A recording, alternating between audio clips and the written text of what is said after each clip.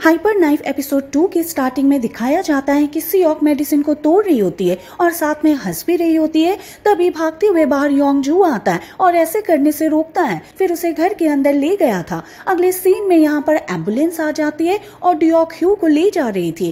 पास में सिंकू होता है जो कि इन सबको देख रहा था। सियोक अपने घर पर होती है और अपने पास के सीन को याद कर रही होती है जो इसकी यूनिवर्सिटी टाइम का होता है।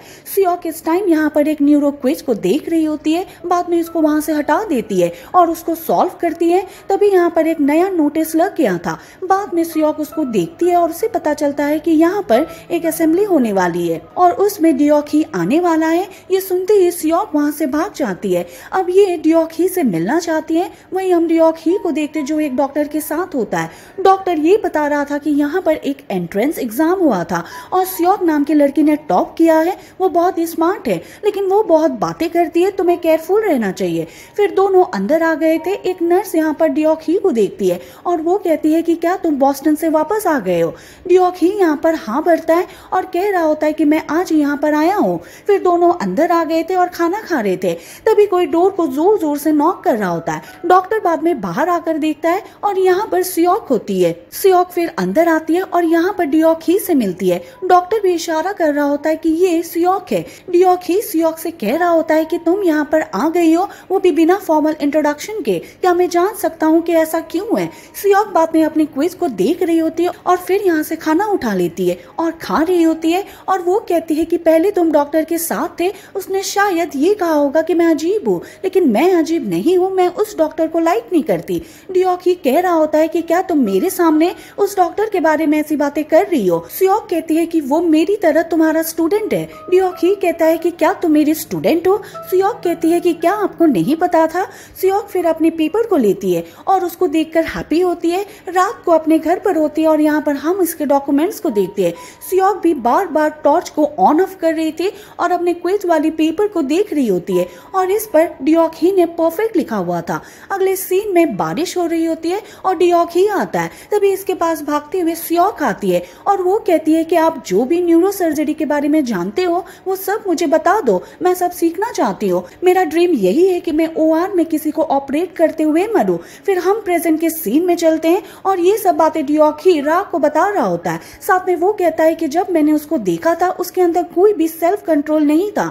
जब उसने अपने ड्रीम की बात की थी तो वो बात लव वाली बात थी। रा कहती है कि वो तुम्हें लाइक किया करती थी, लेकिन डियोक ही कहता है कि नहीं, उसे तो मेरे हेड से प्यार हो गया था, वो मुझसे सब कुछ सीखना चाहती थी। बाद में रा के पास एक कॉल आती है जो डॉक्टर कैंग की होती है। अगले सीन में ह्योन हो को दिखाया जाता है जो अपने क्लिनिक में आ रहा होता है, लेकिन तभी पास में डियोक ही होता है जो गाड़ी में बैठा हुआ था। पहले उसको यहाँ ग्रीट करता है, फिर दोनों क्लिनिक के अंदर आ गए थे और बात कर रहे थे। डियोक ही क्लिनिक को देखता है और कह रहा था कि तुम ये सब काम क्यों करते हो, तुम अपने टैलेंट की बर्बादी कर रहे हो। फिर अपने बारे में बताता है कि मेरे साथ क्या हो गया, कैसे मैं बीमार हो रहा हूँ, तुम्हें मेरी सर्जरी करनी चाहिए। लेकिन ह्योन हो इसके लिए मना कर देता है और कहता है कि तुम्हें अपने आप पर काम करना चाहिए। लेकिन डियोक ही कहता है कि लगता है कि मैं कर पाऊंगा, क्या मैं अपने आप की सर्जरी कर सकता हूँ, हालांकि मैं पहले से जानता हूँ कि तुम ये नहीं कर पाओगे, इसलिए मैं चाहता हूँ कि तुम सियोक को इसके लिए मनाओ। अगले सीन में ह्योन हो सियोक से मिलने के लिए आता है और अपनी वजह बताता है कि मैं क्यों आया हूँ। सियोक ने कह दिया था कि मैं उसकी सर्जरी नहीं करूंगी। ह्योन हो कह रहा होता है कि तुम एक चोर की तरह रात को काम करती हो, तुम अपनी टैलेंट की बर्बादी कर रही हो। अगर तुम डियोक ही की सर्जरी कर देती हो तो तुम्हारा लाइसेंस वापस आ जाएगा। लेकिन सियोक ने साफ मना कर दिया था और वो कहती है कि अभी जो फिलहाल मैं काम कर रही हूँ वो मुझे पसंद है।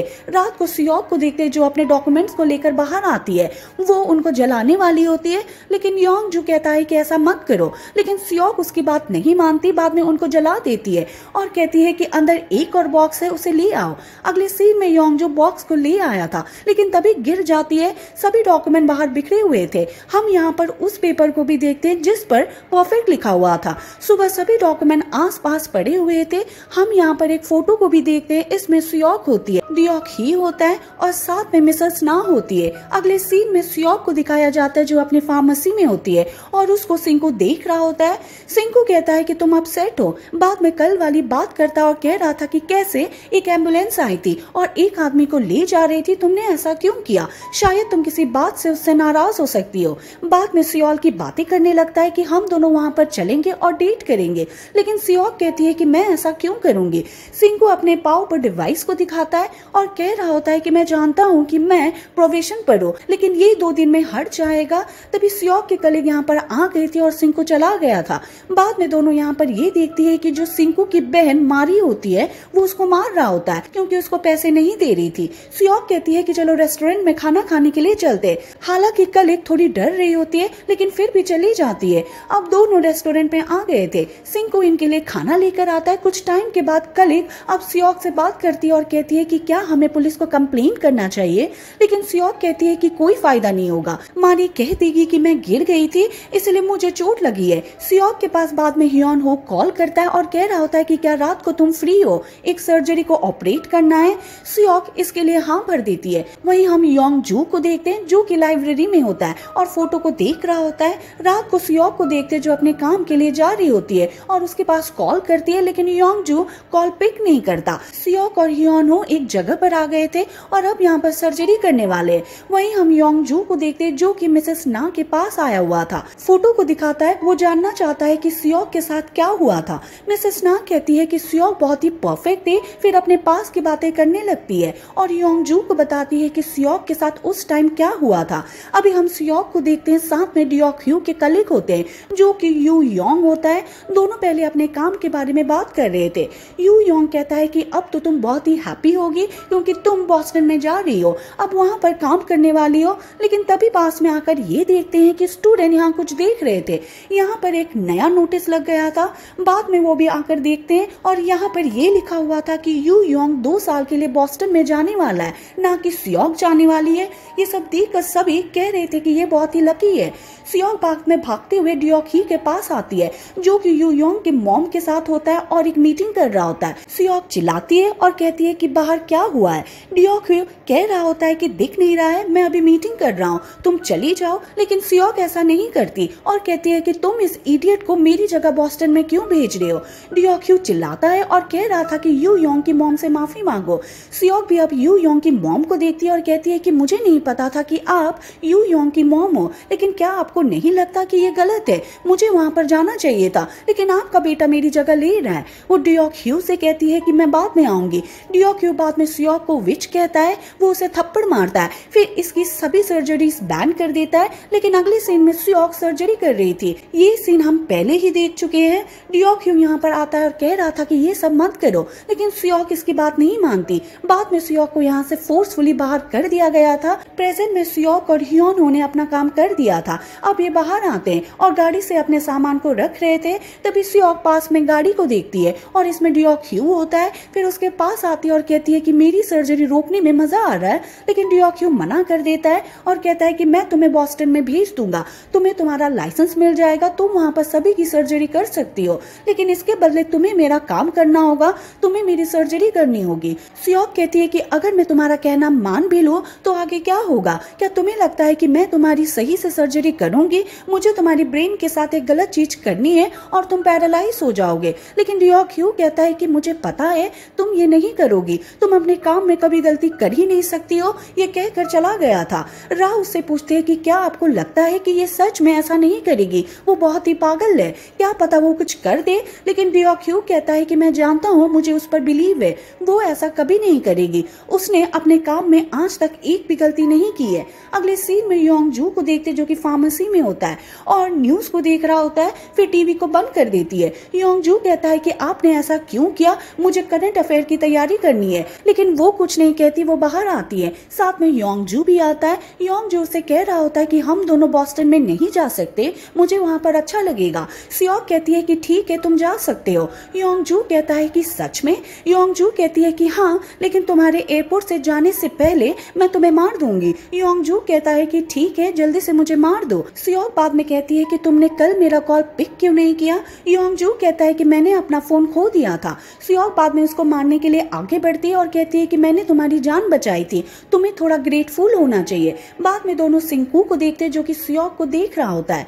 फिर दोनों खाना खाने के लिए रेस्टोरेंट में आ गए थे। अगले सीन में डियोक ह्यू को दिखाया जाता है जो अपने घर पर होता है। उसकी तबीयत डाउन हो रही थी। वो अलान के पास कॉल करता है और अपनी मेडिसिन के बारे में पूछ रहा होता है। डियोक ह्यू कह रहा होता है कि मेरे पास केवल 1 सीसी बची हुई है। अलान कहता है कि ठीक ठीक है मैं कुछ करता हूँ। अगले सीन में सियोक अपने घर पर होती है और अपनी सर्जरी की वीडियो देख रही होती है। साथ में योंगजू को दिखाती है, लेकिन योंगजू कहता है कि मैं नहीं देखूंगा। फिर वो कहता है कि तुम्हें डियोक्यू की सर्जरी करनी चाहिए, ये काम तुम्हारे लिए इतना मुश्किल भी नहीं है, वो मर सकता है। सियोक कहती है कि हाँ मुश्किल है, वैसे भी बूढ़ा होने पर सभी लोग मर जाते हैं। सियोक बाद में विंडो से बाहर देखती है और यहाँ अब सिंकू होता है जो कि इन्हें देख रहा होता है। सियोक बाद में बाहर आती है, सिंकू की चीजों को देख रही होती है। यहाँ पर बॉटल्स होती है, साथ में स्मोकिंग वाली डिब्बी होती है। फिर घर पर आ रही होती है, पास में दो आदमी होते हैं जो कि इससे बात कर रहे थे। दोनों आदमी यहाँ पर शिकार करने के लिए आए हुए थे और सियोक से भी कहते हैं कि तुम्हें भी शिकार करना चाहिए। योंग जो बाद में यहाँ पर आता है और उन्हें ग्रीट करता है। दोनों आदमी सियोक से कह रहे थे कि तुमने पहले कहा था कि तुम अपनी फार्मेसी को एक्सपेंड करना चाहते हो, अब तुम्हारे पास एक मौका है। जो पास में हमारी रेस्टोरेंट है उसको मारी बेचना चाहती है क्योंकि उसका भाई उसको पैसे के लिए मारता है। वो रेस्टोरेंट को बेचकर उसे पैसे दे देगी, लेकिन हमें तुम्हारे लिए बुरा लग रहा है क्योंकि तुम उसी रेस्टोरेंट में खाना खाने के लिए जाती थी। लेकिन सियोक ने कह दिया था कि कोई बात नहीं है, पास में भी रेस्टोरेंट है। अगले सीन में सियोक गाड़ी में होती है, साथ में योंगजू होता है। दोनों रेस्टोरेंट को देख रहे थे। योंगजू कहता है कि कोई बात नहीं है, तुम किसी और रेस्टोरेंट में जा सकती हो, लेकिन सियोक चिल्लाती है और कहती है कि ऐसा नहीं हो सकता, ये रेस्टोरेंट मेरा है, मुझे यहीं पर खाना खाना है, मैं उस सिंकू को मार दूंगी। लेकिन योंगजू कहता है कि तुम ऐसा नहीं कर सकती। सियोक कहती है कि मैं ऐसा क्यों नहीं कर सकती, क्या तुम्हें लगता है कि तुम मुझे रोक पाओगे? योंगजू कहता है कि नहीं, मैं नहीं रोक पाऊंगा, लेकिन इस बार मैं तुम्हें हेल्प नहीं करूंगा। तुम तो जानती हो कि मेरे एग्जाम आने वाले हैं, मुझे उसके लिए स्टडी करनी है। सियोक कहती है कि कोई बात नहीं, तुम्हें पढ़ाई को प्रायोरिटी देनी चाहिए, मैं काम खुद कर लूंगी। अगले सीन में सियोक रेस्टोरेंट में होती है और ये सिंकू को देख रही होती है। सिंकू भी उसको देखता है। सियोक अपने अम्ब्रेला को यहीं पर छोड़ देती है और फिर बाहर आती है और यहाँ पर बारिश हो रही थी। सिंकू अम्ब्रेला को लेकर बाहर आ गया था और उससे बात कर रहा होता है। बाद में सियोन में चलने की बात करता है, हम दोनों अब साथ में बहुत ही हैप्पी रहेंगे। सियोक कहती है कि ठीक है, हम कल मिलते हैं, फिर चली जाती है। अगले सीन में सियोक अपनी फार्मेसी में होती है और एक मेडिसिन को तैयार कर रही होती है। इसमें कई नींद की गोली को मिला देती है। बाद में सिंकू को देखते हैं जो साइकिल पर जा रहा होता है। पीछे से गाड़ी लेकर सियोक आ जाती है और उसे ले जाती है। फिर ड्रिंक करने के लिए कहती है। फिर उसके घर पर होता है और एक कवर को अंदर ला रहा होता है। ये थक गया था और कहता है कि मैं यहाँ काम करने के लिए नहीं आया था, फिर भी कोई बात नहीं। सियोक बाद में कपड़ा ले आती है और उसके पसीने को पोंछ रही होती है। ये सब देखकर सिंकू को अच्छा फील हो रहा था, लेकिन कुछ टाइम के बाद उसको नींद आ जाती है। अगले सीन में अपने आप को नीचे पड़ा हुआ पाता है और ये बंधा हुआ था। सियोक उसके ऊपर आती है और कहती है कि कोई बात नहीं, सब कुछ ठीक हो जाएगा। बाद में उसकी गर्दन काट देती है और ये सीन बहुत ही डरावना होता है। सियोक यहाँ पर स्माइल करती है। अगले सीन में अपनी गाड़ी में होती है और बॉडी को ले जा रही होती है। साथ में योंगजू के पास कॉल करती है और बताती है कि मैंने क्या किया है, मैंने उसको मार दिया, तुम घर पर जाओ और वहाँ की साफ सफाई कर दो। अगले सीन में योंगजू घर पर आ गया था और यहाँ पर अपना काम कर रहा होता है, सभी एविडेंस को जला रहा होता है। सियोक भी बॉडी को लेकर एक जगह पर आ गई थी और यहाँ पर गड्ढा खोद रही होती है। वहीं इन दो पुलिस वाले को देखते हैं जिन्होंने यहाँ पर ये देख लिया था कि सियोक के घर के बाहर कुछ जल रहा है। बाद में देखने के लिए आ रहे थे। योंगजू जो घर के अंदर ही होता है और लाइट ऑफ कर देता है। फिर उसे यहाँ पर पता चलता है कि खून के धब्बे अभी भी वहाँ दिख रहे हैं। फिर उसको पूछ रहा होता है। वहाँ सियोक सिंकू की बॉडी को गड्ढे में डाल देता है, लेकिन तभी ये देखती है कि एक आदमी टॉर्च लेकर यहाँ पर आ रहा है। सियोक अब छिप जाती है और हाथ में फावड़ा होता है ताकि उसको मार सके। वहीं योंगजू भी देख लेता है कि यहाँ पर पुलिस आ गई है और ये पास में ही छिप जाता है। फिर वो आदमी पास में आ गया था और ये अब सिंकू की बॉडी को देखता है। सियोक यहाँ पर फावड़े को लेती है और उसको मारने के लिए आती है, लेकिन तभी ये देखती है कि ये तो डियोक्यू होता है। डियोक्यू अब सियोक को देख लेता है और ये भी उसको देखती है और इसी के साथ ये एपिसोड खत्म हो जाता है। हम मिलेंगे नेक्स्ट वीडियो के साथ। Thank you for watching.